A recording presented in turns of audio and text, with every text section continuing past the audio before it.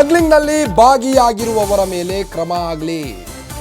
ವಿಧಾನಸೌಧದಲ್ಲಿ ಸಚಿವ ಎಚ್.ಕೆ. ಪಾಟೀಲ್ ಹೇಳಿಕೆಯನ್ನು ನೀಡಿದ್ದಾರೆ. ನಾನು ಯಾರ ಮೇಲೂ ಆರೋಪವನ್ನ ಮಾಡೋಕೆ ಹೋಗಲ್ಲ. ಗೋಲ್ಡ್ ಸ್ಮಗ್ಲಿಂಗ್ ಕೇಸಲ್ಲಿ ಈಗಾಗಲೇ ಸಿಬಿಐ ತನಿಖೆ ನಡೀತಾ ಇದೆ. ಈ ಬಗ್ಗೆ ಅವರೇ ಪ್ರತಿಕ್ರಿಯಿಸಿದ್ದಾರೆ, ನೋಡ್ಕೊಂಡ್ಬರೋಣ ಬನ್ನಿ.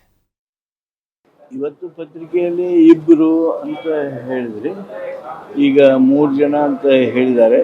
ಯಾರೇ ಇರಲಿ, ಕಾನೂನಾತ್ಮಕವಾಗಿ ಏನು ಕ್ರಮಗಳನ್ನು ತೆಗೆದುಕೊಳ್ಬೇಕು ತೆಗೆದುಕೊಳ್ತೀವಿ.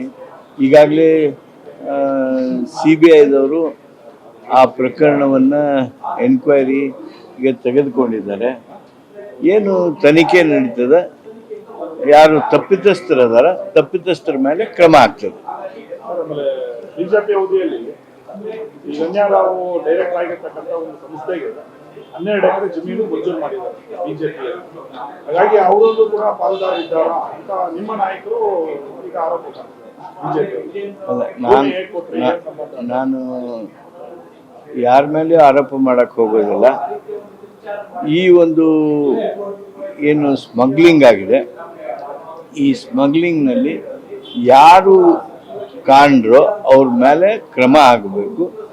ಕಾನೂನಾತ್ಮಕವಾಗಿ ತನಿಖೆ ನಂತರ ಕ್ರಮ ಮಾಡೋದಕ್ಕೆ ಸರ್ಕಾರ ಮುಂದಾಗ್ತದೆ. ಇವತ್ತು ಪತ್ರಿಕೆಯಲ್ಲಿ ಇಬ್ಬರು ಅಂತ ಹೇಳಿದ್ರಿ,